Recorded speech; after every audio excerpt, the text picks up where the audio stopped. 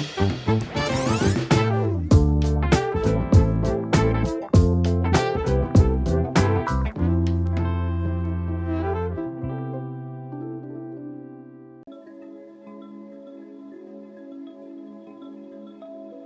दोस्तों आप लोग देख रहे हैं वीकली रिवाइंड और इस सेशन में हम लोग बात करेंगे इस हफ्ते में गुजरे कुछ वाक़यात पे। और जो टॉपिक्स हम बात करने वाले हैं वो हैं रेसिज्म, ब्रांडिंग, ब्रेकअप्स, बारिशें और शादी।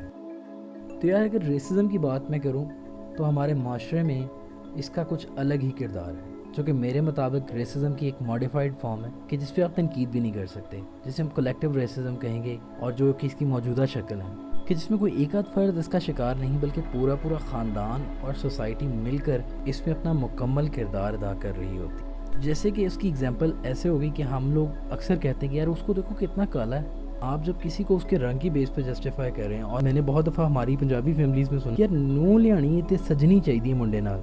जब इस तरह के पॉइंट्स अगर आप पकड़ेंगे या किसी को आप कहेंगे यार तुम्हारा रंग कैसा है, इसकी बेस पे यार तुम क्रीम लगाओ या कुछ ऐसा करो, तो आई थिंक कि ये सब चीज़ें रेसिज्म का हिस्सा हैं। तो यार इस बात से क्या फ़र्क पड़ता है कि वो काला है या गोरा है, व्हाट मैटर्स, वो इंसान आपके साथ कैसा है, इस बात से फ़र्क पड़ता है। पर यार हमारे माशरे में लोग ऐसी बातें दानिस्ता और गैर दानिस्ता तौर पर कर जाती हैं कि जो सुनने वाले की मोराल को भी और दिल को भी नागवार गुजरती। तो हम ये चीज़ कभी नहीं सोचते। तो जबकि अगर हम गौर करें तो हमारे नबी ने भी अपने खुतबा हिज्जतुल वदा में इस बात का जिक्र किया किसी काले को किसी गोरे पर और किसी गोरे को किसी काले पर कोई फौकियत हासिल नहीं। तो यार फिर हमें किसने ये राइट दे दिया हम किसी के ऊपर ऐसी स्टेटमेंट्स पास करते रहे और एक्सटेंसिक वैल्यू और एक्सटर्नल अपीयरेंस की बेस पे जजमेंट्स पास करें, इसका हमें कोई हक नहीं। और जब तक हमारा माशरा अपने किरदार और इन रवैयों का जायज़ा लेना ना शुरू कर दे तो तब तक मेरे ख्याल से हम लोग कलेक्टिव ग्रोथ की तरफ नहीं आ सकते। और जिस माशरे में ये चीज़ ना हो वो माशरा कभी तरक्की नहीं करता। तो जहाँ रेसिज्म की बात हुई हो वहाँ पर हम इस इनिशिएटिव को कैसे फरामोश कर सकते हैं कि गोरा करने का यूनानी या पानी हो या जापानी फार्मूला, जो कि सदियों से एशियाई लोगों के जहनों में पहुंचाने वाले ये ब्रांड, जिसका यही मानना है कि लड़कियां हो या लड़के जिनमें फेयरनेस नहीं होगी उनमें कॉन्फिडेंस नहीं होगा। तो फेयर एंड लवली की जितनी भी एड्स उठाकर देखें तो आपको अंदाज़ा होगा कि फेयरनेस के बाद फील लाइक अ बॉस वाली फीलिंग आती थी, और उसके बाद ये भी होता था कि it seems to be like a secret of success, कि अगर आपको कामयाबी मिलनी है तो फेयर एंड लवली लगाने के बाद। क्या हुआ? मैडम आज सारे इम्तिहान खत्म हो गए ना, इसलिए। और आगे की जिंदगी के बारे में कुछ सोचा है? नहीं, अभी तो नहीं। जल्दी क्या है? और तुमने क्या सोचा है? जी मैडम, मैं आप ही की तरह टीचर बनना चाहती हूँ। और मंजू तुमने? जी, मैं यहाँ की कलेक्टर बनना चाहती हूँ। लेकिन ये रास्ता इतना आसान नहीं है। सिर्फ पढ़ाई से काम नहीं चलेगा, इंटरव्यू का सामना भी करना पड़ेगा। जी, मुझे पता है और मैं तैयार हूँ।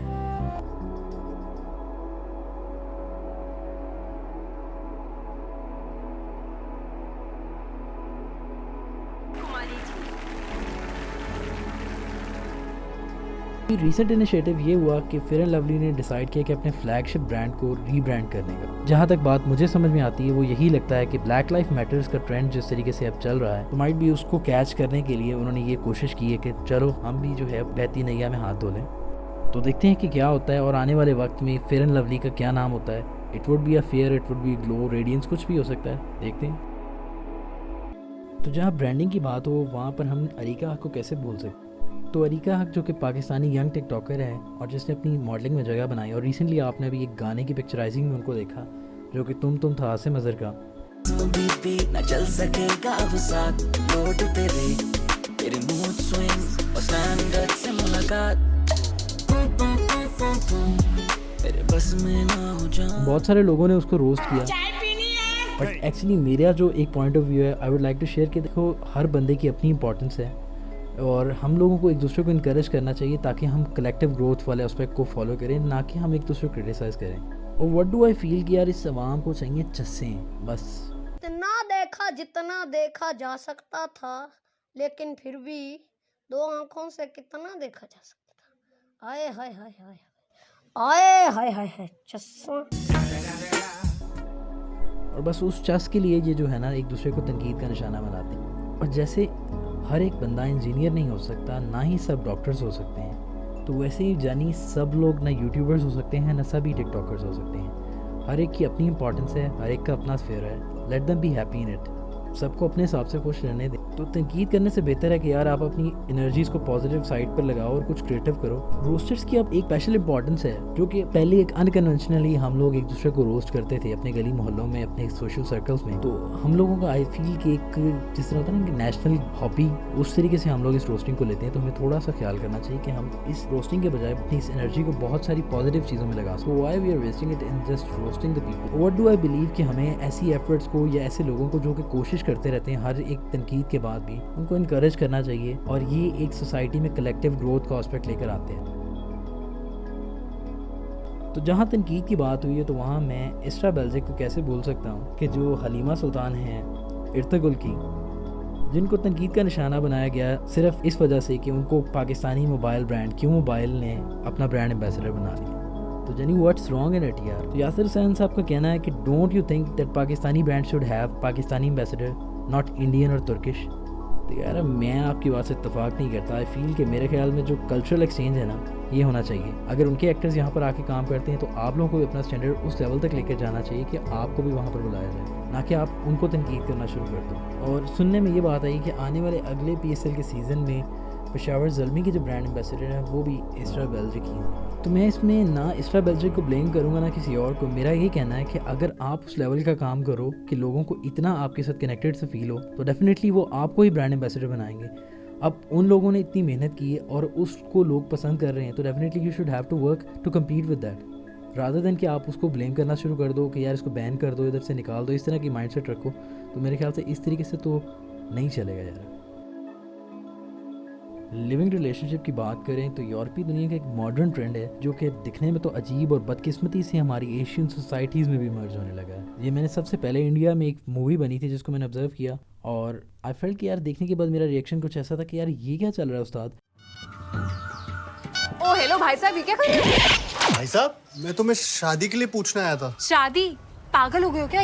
पर बॉस, मुझे क्या पता था कि मैं इस मॉडर्न चुप्पे में फंस जाऊंगा। एक काम करते हैं, हमें ना लिव इन करना चाहिए। ये बात कहाँ से आ गई शादी के बीच में? जे शादी के बीच में नहीं, शादी से पहले आता है। हमें भी ट्राई करना चाहिए ना, आजकल तो सब लोग कर रहे हैं। तो अभी रिसेंटली एक वीडियो वायरल हो गया जिसके अंदर हम लोग सब ने ही देखा होगा कि हानिया आमिर कॉल कर रही हैं अपनी फ्रेंड आयमा बेग को और उनसे बात करते हुए उन्होंने सीधा ही आसिम को डिच करा दी है। और यार अब एक बंदा आपके साथ 4-5 साल से सिंसियर चल रहा है और आप अचानक से बैठे बैठे उसको ऐसी बात सुना दो। If we're still together, we're friends. We're friends. We're friends. We're not together. We're not dating. We're not a couple. But we are. तो मुझे नहीं पता था. No. Listen ना. अच्छा, okay, ठीक है, okay. No. We're friends. ना सिर्फ ये बल्कि आप उसे पब्लिकली फ्रेंड जोन कर दो, ये कह कर के यार we are just friends. We're friends. हाल देख अपना। अरे कैसा घेरा डाला तेरे दिल ने तुझ पे, जिसको बरसों पहले तूने बर्बाद कर दिया था।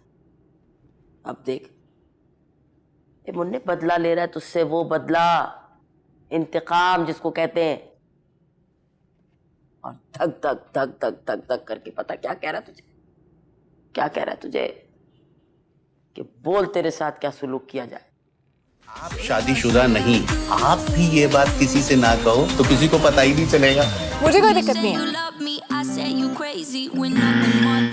फिर तो यार उसके दिल से ऐसी ही दुआएं निकलेंगी आपके लिए।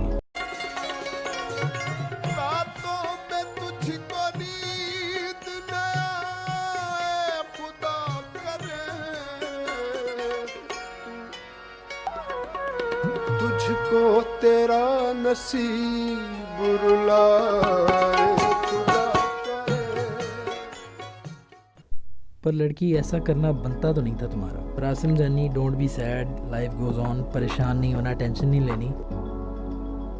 अगर शहर कायद की बात करें तो यार कराची की जो बारिशें हैं वो भी कमाल है। अब्रे करम जब कराची में बरसता है तो लोगों में खुशी की लहर दौड़ जाती है और जैसे शहर जल थल हो जाता है। और जिसके कुछ लम्हों बाद ही आपको शहर दरियाओं और नहरों जैसा मंजर पेश करने लगता है और जिसकी वजह कराची की म्यूनसिपल कमेटीज़ और एडमिनिस्ट्रेटिव अथॉरिटीज़ की नाअहली है जो कि इस रहमत को जहमत में बदल देती। तो यार बारिश हो और बिजली ना जाए, ऐसा हो नहीं सकता। तो कराची में ये जो बारिश के कुछ लम्हों की खुशी है वो इस तरीके से जहमत बन के उन पर बरसती। पर apart from that I feel कि ये एक सीरियस इशू है जिसको एड्रेस होना चाहिए। और कब तक हम लोग यार ये चीज़ें देखते रहेंगे, कब तक शहर ऐसे डूबा रहेगा? हमारा एक नॉबेक हब है और हम उस चीज़ को इतना निगलेक्ट कर रहे हैं, ऐसे कैसे हो सकता है यार? कब जागेगी हम लोगों की गैरत और कब हम लोग इस चीज़ को रियलाइज़ करेंगे कि एटलीस्ट यार हम लोगों को अब तो जाग जाना चाहिए। अगर शादियों की बात की जाए तो इस क्वारंटाइन में बहुत सी दिलों की डोर बंधी। फलक शबीर ने भी एक्ट्रेस सारा को प्रपोज किया, बल्कि ना सिर्फ प्रपोज किया बल्कि झट मंगनी और पट ब्याह किया। डेफिनेटली हम दिल से उनको मुबारक देते हैं, पर यही एक खूबसूरत सी बात है जो कि इस क्वारंटाइन के दौर में हम लोगों को मिलती रही कि लोगों को अपने सोलमेट्स मिलते रहे। उम्मीद रखें हो सकता है कि अगली बारी आपकी हो।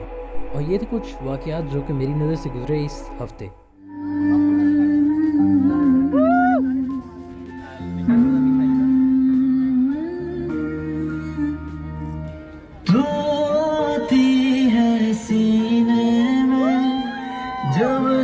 सांसें भरता हूँ तेरे दिल की गलियों से, मैं हर रोज गुजरता हूँ।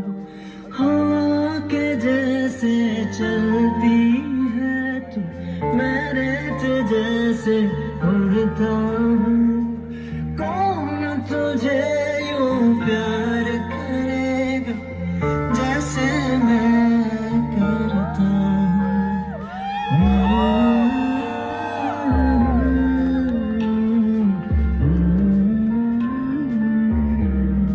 तू जो मुझे मिली, सपने हुए सर फिरे, हाथों में आते नहीं, उड़ते हैं लम्हे मेरे। मेरी हंसी तुझसे, मेरी खुशी तुझसे, तुझे खबर क्या बेखबर, मैं तुझसे ही छुप छुप कर तेरी आंखें पढ़ता हूँ। कौन तुझे यूं प्यार करेगा जैसे मैं करता हूँ।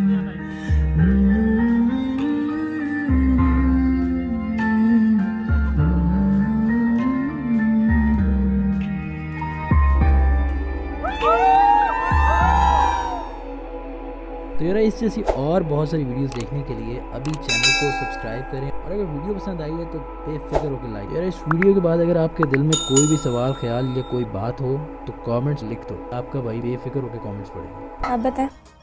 मैं तो ठीक हूँ, लेकिन ये 4.1 फॉलोइंग क्या करती हो? तेरियां दी चादर लपेटी